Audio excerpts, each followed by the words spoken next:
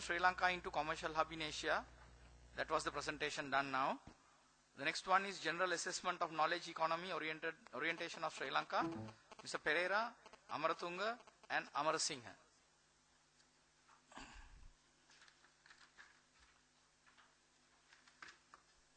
Presentation is made by MBBC Perera, lecturer, Department of Business Economics, University of Sri Jawadanapura, Sri Lanka. Good afternoon, everybody. Let me to begin my presentation on analysis of knowledge economy in Sri Lanka, a regional perspective. Very first, I would like to move on the outline of the presentation. The first part of the presentation will talk about the concept of knowledge economy. Then, I want to explain methodology and data analysis. Later, I'll come up with the conclusion. Now, I'll come to first part of the presentation, the concept of knowledge economy. In any economy, ultimate objective is to achieve sustainable economic growth. We know that the rate of growth is determined by rate of investment and level of the efficiency of capital. Among them, investment is the key determinant to achieve economic growth targets. But the problem is that domestic investment is insufficient and need to attract foreign investment. Therefore, major policies and strategies focus on attracting foreign investment, especially in developing countries like Sri Lanka. But now the situation has eased with the introductions of Knowledge Economy Index by the World Bank. It's helped investors to identify the most suitable country for their investment. Therefore, most of the countries have already started to transform into knowledge economy as a strategy to achieve sustainable economic and social development. Taken in the fact consideration, the problem statement for this study has been developed as what are the challenges that Sri Lanka confronts in becoming a strong knowledge economy.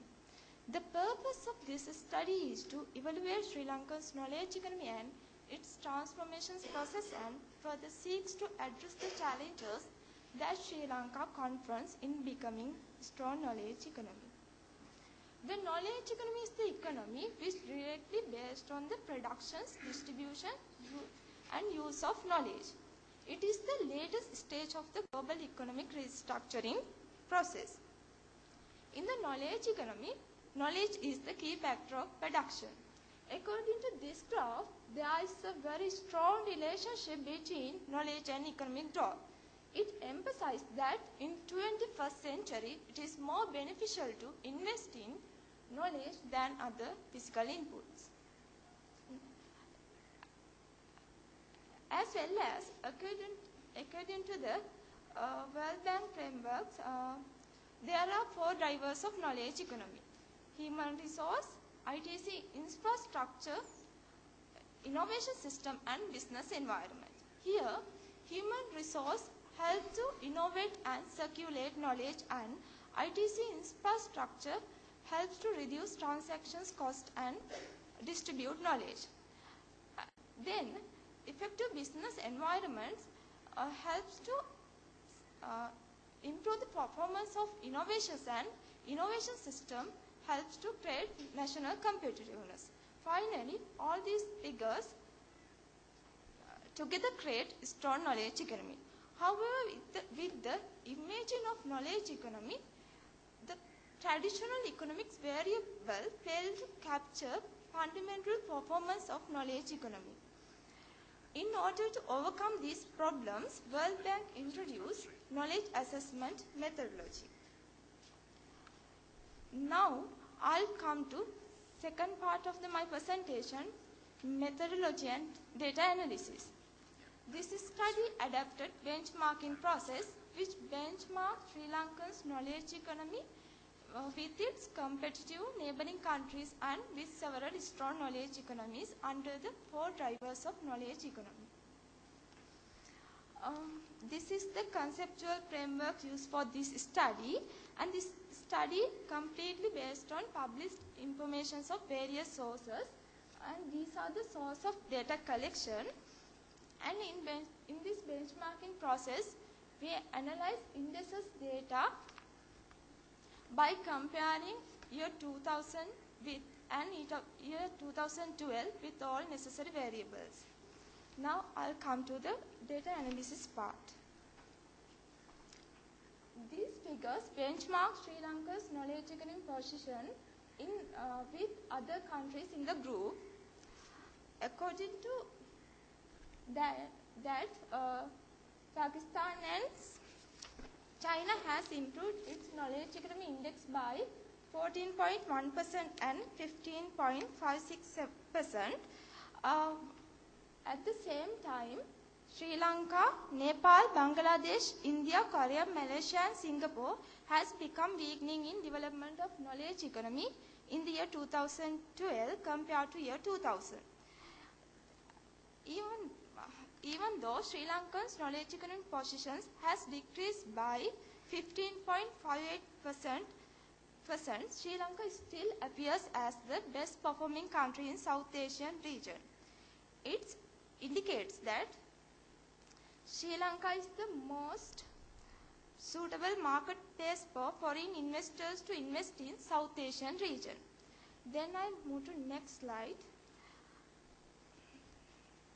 This graph benchmarks Sri Lanka's performance using education index, which reveal that Sri Lanka, Korea, China, Nepal and Pakistan have increased their education index by 3.48%, 0.33%, 16.96%, 20.98% and 10.77% respectively. At the same time, education index of Singapore, Malaysia, India and Bangladesh have not made any progress on education index in relative sense. Therefore, Sri Lanka is standing as the best performing country among the SAARC countries with the skilled and educated labor force. Now I'll come to ITC index. It shows that Pakistan has increased its ITC index by 11.8%, while ICT index of other countries, Nepal, Bangladesh, India, Singapore, China, Korea, Malaysia and Singapore have decreased by 51.9%, 45.12%, 33.33%, 22.87%, 21.04%, 12.6%, 9.99% and 5.18% in the year 2012 compared to year 2000 in relative sense. As a result, Sri Lanka has dropped down to second place among the SAARC countries on ITC performance, even though Sri Lanka is the best performing country in terms of knowledge economy index in South Asian region. Then, this graph benchmarks performance of innovations by using innovation index. According to this graph, Sri Lanka's innovations index has fallen by 5.56 in the year 2012 compared to year 2000.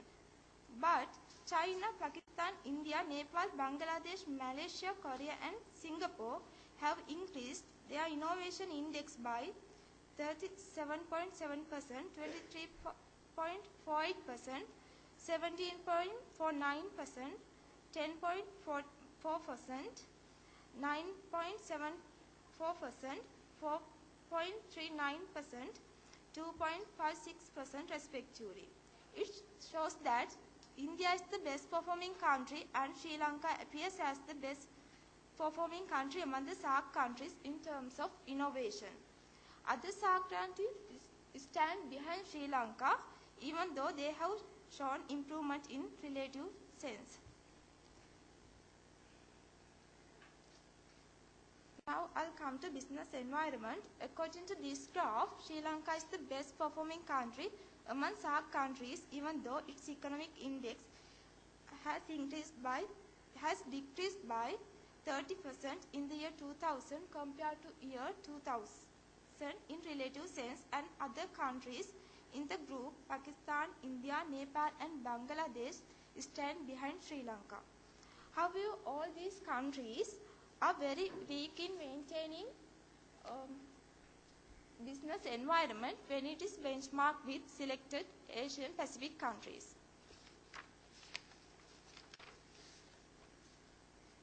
Now I'll come to final part of the presentation, the conclusion. The main conclusion is that Sri Lanka has a long journey towards building a strong knowledge economy when it's benchmarked with selected Asian Pacific countries. However, its relative position is somewhat stronger than other South Asian countries in terms of 4 pillars of knowledge economy. Apart from that, this study has recognized several problems associated with building strong knowledge economy in Sri Lanka in terms of 4 pillars of knowledge economy, and this study suggests to formulate and implement different policies in more effective and efficient way in order to drive the country in a path towards a strong knowledge economy. Thank you very much. You did a very good presentation regarding that knowledge economy. In view of that particular methodology, you have not mentioned any particular figure relevant to that data analysis part. I think you have to support it with your data sets. Whatever the methodology, you have to mention that the data table, their figures, and the things. And you have to make the conclusions. That is. Yeah. Will you want to respond, or we collect all the questions and? Yeah, okay. Right. This is a collaborative research, so I would appear to answer. In the methodology, sir, we used the KM developed methodology, which is the World Bank recognized methodology. The figures that we took were based on that particular scores, which was depicted on a web diagram. That is though we didn't take time to present whatever the already established data. Since we worked purely on secondary data, we wanted to present and highlight the local findings. So that is why we did not take time to explain the methodology in detail, because it was not developed by us. So it was basically adopted by us, which is developed in the World Bank, KAM, which is the knowledge assessment methodology. Sorry, sir? Data sets, since it is secondary, we used to take all secondary data and get the summarized figures. So I think what is questioned is whether the paper, if paper is submitted, that you would present in an annex the data, whatever the data, summarized data that you probably have used in the analysis. You mean figures should be presented? I mean, not in the presentation, but maybe at in least the full paper, they're there, sir. Any other questions? Well, as from the chair, I may want to ask one question. Is there any particular reason you think that innovation index in Sri Lanka is coming down? Because that I find that very curious. Very, very curious, and also very important. Yes, because, sir. Yeah. In the innovation index, can we go back to the presentation, sir? Not necessary, but I think the innovation index has come down by a few percentage we points. had a few dimensions as to research and development, patent rights and all. Most of the time, the absolute numbers have fallen down. So that's the basic reason as to why the index has fallen down, but we didn't research the depths of it, like why it has fallen down. But there's a clear downturn in innovation and all.